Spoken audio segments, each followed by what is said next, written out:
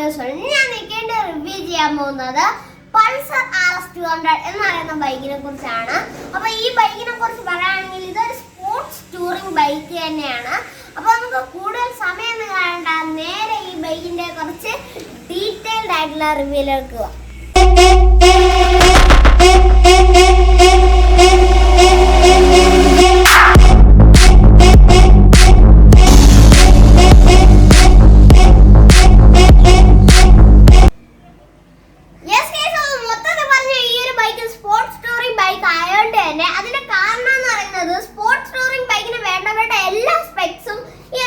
കൊണ്ടുവന്നിട്ടുണ്ട്. അതേസമയം നമ്മൾ ആദ്യം സംസാരിക്കാൻ പോകുന്നതിന്റെ ഫ്രണ്ട് പോർഷനെ കുറിച്ചാണ്. അപ്പൊ ഫ്രണ്ട് പോർഷനെ കുറിച്ച് പറയുകയാണെങ്കിൽ ഒരു രക്ഷയില്ലാതെ തന്നെയാണ് ചെയ്തിരിക്കുന്നത്. ആദ്യം നമ്മൾ കാണുന്നത് ഇതിന്റെ വൈസറാണ്. വൈസറിനെ കുറിച്ച് പറയുകയാണെങ്കിൽ വൈസർ നമുക്ക് ഇതിന് ഡിഫോൾട്ട് ആയിട്ടുള്ള വൈസർ 80 to 85 വരെ നമുക്ക് വിൻഡിന്ന് പ്രൊട്ടക്ഷൻ തരുന്നുണ്ട്. പിന്നെ ഇതുപോലത്തെ ഒരു വൈസർ എന്നാൽ കുറച്ചും കൂടെ ബെറ്റർ ആയിരിക്കും. കാരണം നമുക്ക് ഒരു 100 to 110 വരെ നമുക്ക് പ്രൊട്ടക്ഷൻ കിട്ടുന്നുണ്ട്.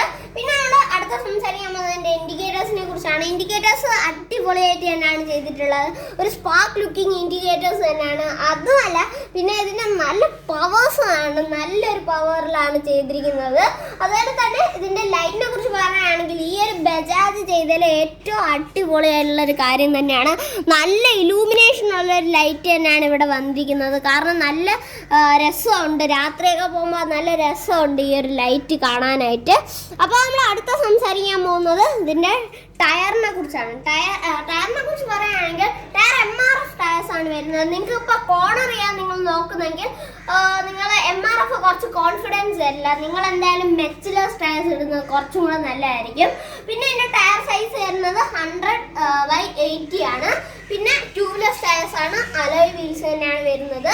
പിന്നെ സസ്പെൻഷനെ കുറിച്ച് പറയുകയാണെങ്കിൽ സസ്പെൻഷൻ നിങ്ങൾക്ക് ഇപ്പോൾ ഇതൊരു സ്പോർട്സ് ടൂറിംഗ് ബൈക്ക് ആയതുകൊണ്ട് തന്നെ നിങ്ങൾ വലിയ ഓഫ് റോഡിലൊന്നും കൊണ്ടുപോകാതിരിക്കുന്നതായിരിക്കും കുറച്ചും കൂടെ നല്ലത്. കാരണം ഇതൊരു സ്പോർട്സ് ടൂറിംഗ് ബൈക്കാണ്. അപ്പോൾ ചെറിയ ചെറിയ ഓഫ് റോഡിലൊക്കെ നമുക്ക് എളുപ്പമായിട്ട് തന്നെ കൊണ്ടുപോകാം. അപ്പോൾ സസ്പെൻഷൻ വരുന്നത് ടെലസ്കോപ്പിക് വിത്ത് ആൻറ്റി ഫ്രിക്ഷൻ ബുഷ് സബ്മെർഷൻ ആണ് വരുന്നത്. അപ്പോൾ ബ്രേക്കിംഗ് സിസ്റ്റമിനെ കുറിച്ച് സംസാരിക്കാം. അപ്പോൾ ബ്രേക്കിംഗ് സിസ്റ്റം വളരെ ലീനിയർ ആയിട്ടുള്ള ഒരു ബ്രേക്കിംഗ് തന്നെയാണ് വരുന്നത്. അപ്പോൾ അങ്ങനെ ആ സ്റ്റോപ്പ് ചെയ്യുന്ന ഒരു ഫീലാണ് എല്ലാ ബൈക്കിലും നമ്മൾ കാണുന്നത്. അപ്പോൾ ഇതിലങ്ങനെയല്ല, ലീനിയർ ആയിട്ടാണ് ബ്രേക്കിംഗ് വരുന്നത്. ഫ്രണ്ട് 300 mm ആണ് വരുന്നത്. Disc with dual channel ABS വരുന്നുണ്ട്. അടുത്ത സംസാരിക്കാൻ പോകുന്നത് ഇതിന്റെ എഞ്ചിൻ പവറിനെ കുറിച്ചാണ്. എഞ്ചിനെ കുറിച്ച് പറയുകയാണെങ്കിൽ 199.5 cc FI triple spark 4 valve DTSI engine liquid cooled എഞ്ചിനാണ് വരുന്നത്. ഒരു സിലിണ്ടർ തന്നെയാണ് ഈ ഒരു ബൈക്കിന് അവൈലബിൾ ആക്കിയിട്ടുള്ളത്. പിന്നെ മാക്സിമം പവർ എന്ന് പറയുന്നത് 24.5 PS at 9,750 RPM ആണ്. മാക്സ് ടോർക്ക് വരുന്നത് 18.7 Nm at 8,000 RPM വരുന്നുണ്ട്. അപ്പോൾ അടുത്ത സംസാരിക്കാൻ പോകുന്നതിൻ്റെ എക്സോസ്റ്റിനെ കുറിച്ചാണ്. എക്സോസ്റ്റ് കുറിച്ച് പറയുകയാണെങ്കിൽ നല്ലൊരു ഡിസൈനിലൊക്കെ തന്നെയാണ് ഈ ഒരു എക്സോസ്റ്റ് ചെയ്തിരിക്കുന്നത്. അതുപോലെ ഇതിൻ്റെ സൗണ്ട് എന്ന് പറയുന്നത് ഒരു ഗ്രണ്ടുള്ള ഒരു സൗണ്ട് തന്നെയാണ്. കാരണം ഒരു 200 cc ബൈക്കിൽ ഏറ്റവും one of the best sound തന്നെയാണ് നമ്മുടെ RS വന്നിരിക്കുന്നത്. അതുപോലെ തന്നെ ഒരു ഗ്രണ്ട് നല്ലൊരു 6K RPM കഴിയുന്ന ആ സമയത്ത് എൻ്റെ ആ ഒരു ഡീമൺ മോഡ് ഓണാകും. ആ സമയത്താണ് നമുക്ക് ഈ ഒരു ബൈക്കിലായിട്ട് ഒരു കണക്ഷൻ വരുന്നത്. ആ ഒരു കണക്ഷൻ ഭീകരമാണ്. ഓക്കെ, അപ്പോൾ ഈ ഒരു സൗണ്ട് ഒന്ന് ഞാൻ കേൾപ്പിച്ചു തരാം.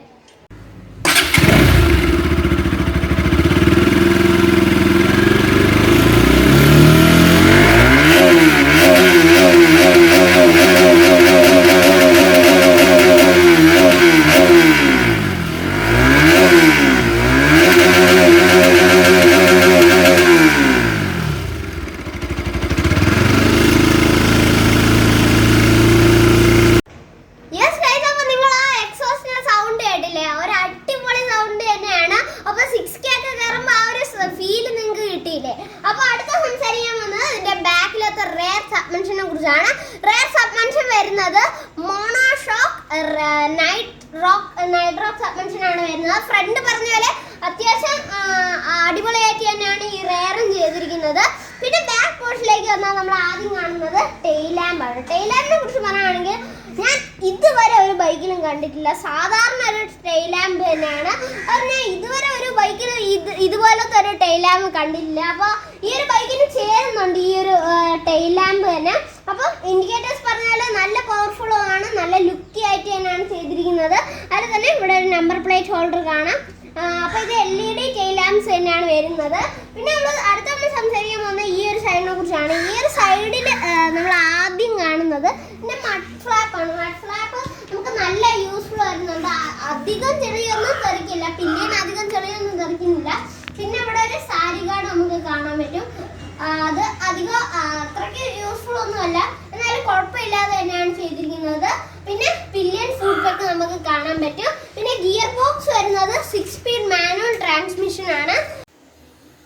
നമ്മൾ അടുത്ത സംസാരിക്കാൻ പോകുന്നതിന്റെ ഗ്രൗണ്ട് ക്ലിയറൻസിനെ കുറിച്ചാണ്. ഗ്രൗണ്ട് ക്ലിയറൻസിനെ കുറിച്ച് പറയുകയാണെങ്കിൽ 157 ഗ്രൗണ്ട് ക്ലിയറൻസ് ആണ് വരുന്നത്. പിന്നെ അവിടെ കുറച്ച് ഗാർഡ്സ് നമുക്ക് കാണാനായിട്ട് പറ്റും. പിന്നെ മുകളിലേക്ക് വന്ന് നമ്മൾ ആദ്യം കാണുന്നത് ക്ലച്ച് ആണ്. ക്ലച്ച് വെറ്റ് മൾട്ടിപ്ലേറ്റ് ക്ലച്ച് ആണ് വരുന്നത്. പിന്നെ അവിടെ മിറേഴ്സ് ആണ്. ഒട്ടും യൂസ്ഫുൾ അല്ലാത്തൊരു മിറേഴ്സ് ആണ്. കാരണം നിങ്ങളൊരു പുതിയൊരു മിറേഴ്സ് വയ്ക്കുന്നത് കുറച്ചും കൂടെ നല്ലതായിരിക്കും. പിന്നെ നമുക്ക് സ്പീഡോമീറ്ററിലേക്ക് വരാം. സ്പീഡോമീറ്ററിൽ ബേസിക് ആയിട്ടുള്ള എല്ലാ കാര്യങ്ങളും ഇവിടെ കൊടുത്തിട്ടുണ്ട്. നമ്മുടെ സാധാ കാണുന്ന സ്പീഡോമീറ്റർ തന്നെയാണ് കൊടുത്തിട്ടുള്ളത്. ബജാജിൽ നമ്മൾ സാധാ കാണുന്ന ഒരു സ്പീഡോമീറ്റർ തന്നെയാണ് കൊടുത്തിട്ടുള്ളത്. നമ്മൾ ആദ്യം കാണാൻ ടാക്കോമീറ്റർ ആണ്. ടാക്കോമീറ്റർ ഞാൻ പറഞ്ഞ പോലെ 6K RPM വരെ ഇവ ഭയങ്കര ഡീസൻ്റ് ആണ്. അതിന് ശേഷം പോയാൽ ഇവൻ്റെ ആ ഒരു ഡീമൺ മോഡ് അപ്പം തന്നെ ഓൺ ആവും. ഓക്കെ, അപ്പോൾ ഇവിടെ ABS ഉണ്ട്, പിന്നെ നമ്മുടെ ന്യൂട്രൽ ഇൻഡിക്കേറ്റർ ഉണ്ട്, ബാറ്ററി ഉണ്ട്, ഓയിലുണ്ട്, ടെമ്പറേച്ചർ ഉണ്ട്, പിന്നെ എൻജിനുണ്ട്, പിന്നെ നമ്മുടെ ബജാജിൻ്റെ ഒരു സിമ്പൽ കാണിക്കുന്നുണ്ട്, പിന്നെ ഹൈ ബീം ഉണ്ട്, ഹൈ ബീം ലോ ബീം ഉണ്ട്, പിന്നെ ഫ്യൂവൽ ഗോജോ കാണിക്കുന്നുണ്ട്, പിന്നെ side stand indicator, time, km/h, പിന്നെ ഓഡോമീറ്റർ കാണിക്കുന്നുണ്ട്. പിന്നെ നമുക്ക് ട്രിപ്പ് 1 ട്രിപ്പ് 2 ഉണ്ട്. ഇവിടെ ആയിട്ടാണ് ട്രിപ്പ് 1 ട്രിപ്പ് 2 വരുന്നത്. അപ്പോൾ ട്രിപ്പ് 1 ട്രിപ്പ് 2 ഓക്കെ. ഇപ്പോൾ ഓഡോമീറ്റർ ആയിട്ടുണ്ട്. പിന്നെ ഓഡോമീറ്റർ വരുന്നുണ്ട്. പിന്നെ ഇവിടെ ഒരു RPM ലിമിറ്റ് വരുന്നുണ്ട്. അപ്പോൾ ഇത്രയൊക്കെ തന്നെയാണ് ഈ ഒരു സ്പീഡോമീറ്ററിൽ നിന്ന് നമുക്ക് കിട്ടുന്ന കാര്യങ്ങൾ. അപ്പോൾ ഈ ഒരു സൈഡിൽ നിന്ന് പറഞ്ഞാൽ നമുക്ക് ആദ്യം കാണുന്ന ഹാൻഡിലാണ്. ഹാൻഡിൽ ബേസിക് ആയിട്ടുള്ള ഒരു കാര്യം തന്നെയാണ് വരുന്നത്. ഒരു റേസ്ഡ് ആയിട്ടുള്ള ഒരു ഹാൻഡിലാണ്. അതുകൊണ്ട് നിങ്ങൾക്ക് കംഫർട്ടായിട്ട് ഇരിക്കാൻ പറ്റുന്നുണ്ട്. നല്ല കംഫർട്ടായിട്ട് നമുക്ക് പിടിച്ചിരിക്കാൻ പറ്റുന്നുണ്ട്. പിന്നെ ടാങ്കിലേക്ക് വന്നാൽ 13 ലിറ്റേഴ്സ് ആണ് കപ്പാസിറ്റി ആണ് വരുന്നത്, ഫ്യൂൽ കപ്പാസിറ്റി വരുന്നത്. അതുകൊണ്ട് നമ്മൾ ഇവിടെ ഫ്യൂവൽ ഗ്രിപ്പ് കൊടുത്തിട്ടുണ്ട്. നമുക്ക് നല്ലോണം ഹഗ് ചെയ്ത് പിടിക്കാൻ പറ്റുന്ന ഒരു ഗ്രിപ്പ് തന്നെയാണ് കൊടുത്തിട്ടുള്ളത്. നമ്മൾ എക്സ്ട്രാ വയ്ക്കേണ്ട ഒരു കാര്യമില്ല. അടുത്ത സംസാരിക്കാൻ പോകുന്നതിന്റെ സീറ്റിനെ കുറിച്ചാണ്. അപ്പോൾ സീറ്റിനെ കുറിച്ച് പറയുകയാണെങ്കിൽ സീറ്റ് നല്ല കുഷ്യനാണ്. റൈഡർ സീറ്റ് നല്ല കുഷ്യനാണ്. നല്ല വിട്ടുള്ള ഒരു ലെങ്തി ആയിട്ടുള്ള ഒരു സീറ്റ് തന്നെയാണ് ഇവിടെ കൊടുത്തിരിക്കുന്നത്. അത് റൈഡർ സീറ്റിനെ കുറിച്ചൊന്നും പറയാനില്ല, അടിപൊളിയായിട്ട് തന്നെയാണ് ചെയ്തിട്ടുള്ളത്. കുഷ്യൻഡ് ആണ്. അപ്പോൾ പില്ലിയനിലേക്ക് വന്നാൽ നമുക്ക് കുറച്ച് ചെറുതായിട്ടുള്ള ഒരു ഫീലിംഗ് വരുന്നുണ്ട്. ചെറിയൊരു ഫീലിംഗ്. കുറച്ച് പ്രായമുള്ള ഒരാളാണെങ്കിൽ കയറി ഇരിക്കാനും ഇറങ്ങാനൊക്കെ കുറച്ച് പാടായിരിക്കും. അപ്പോൾ നല്ല കുഷ്യനായിട്ടുള്ള സീറ്റ് തന്നെയാണ്, എന്നാലും ചെറിയൊരു സീറ്റാണ്. ബജാജ് അടുത്ത മോഡലിലെങ്കിലും ഇത് കുറച്ച് വലുതാക്കിയെന്ന് പ്രതീക്ഷിക്കുന്നു. പിന്നെ ഇവിടെ ഗ്രാബ് റെയിൽ കാണാൻ പറ്റും. ഗ്രാബ് റെയിൽ ഗൈസ് ലുക്കുണ്ട്, എല്ലാം പൊളിയാണ്. അപ്പോൾ ഈ ഒരു ഗ്രാബ് റെയിൽ അടിപൊളിയാണ്. എനിക്ക് നല്ലോണം ഇഷ്ടപ്പെട്ടു എൻ്റെ ഗ്രാബ് റെയിലും. അപ്പോൾ ഗ്രാബ് റെയിൽ ഇപ്പം നമുക്ക് അധികം പവർഫുൾ ആണോ എന്ന് അറിയില്ല. അപ്പോൾ നമുക്കിപ്പോൾ റൈഡേഴ്സിനൊക്കെ ആണെങ്കിൽ നല്ലോണം പിടിച്ചിരിക്കാൻ പറ്റും, നല്ലൊരു കോൺഫിഡൻസ് കിട്ടും. അപ്പോൾ സ്ലിപ്പായി പോകുമെന്ന് ചെറിയൊരു സംശയമുണ്ട്. അപ്പോൾ അത് ലുക്കൊക്കെ ഉണ്ട് കാണാൻ, പക്ഷേ ഇതൊന്നും നമുക്ക് അധികം കോൺഫിഡൻസ് തരുന്നുണ്ടോ എന്ന് എനിക്ക് അറിയില്ല. അധികം കോൺഫിഡൻസ് ഒന്നും ഇതിൽ നിന്ന് കിട്ടില്ല. അപ്പോൾ വൈബ്രേഷൻ ഉണ്ടോ എന്ന് ചോദിച്ചാൽ ഉണ്ട് വൈബ്രേഷൻ. കാരണം ഇവിടെ പ്ലാസ്റ്റിക് ആണ് വരുന്നത്, ഫുൾ പ്ലാസ്റ്റിക് ആണ്. അതുകൊണ്ടും നമുക്ക് വൈബ്രേഷൻ ഒക്കെ നല്ലോണം വരുന്നുണ്ട്. ഇവിടെ ആയിട്ടൊക്കെ നല്ലോണം വരുന്നുണ്ട്. നമ്മൾ അടുത്ത സംസാരിക്കാൻ പോകുന്നതിന്റെ ലുക്കിനെ കുറിച്ചാണ്. ലുക്കിനെ കുറിച്ച് പറയുകയാണെങ്കിൽ ഒരു രക്ഷയില്ലാത്ത ലുക്ക് തന്നെയാണ്. കാരണം ഈ ഒരു ലൈറ്റിൽ നിന്ന് തന്നെ നമുക്ക് അടിപൊളി ലുക്ക് തന്നെ കിട്ടും. ഒരു രക്ഷയില്ലാത്ത ഒരു ഡീമൺ ലുക്ക് തന്നെയാണ്. അതിലെ ലുക്ക് ഡീമൺ തന്നെയാണ് ഗൈസ്.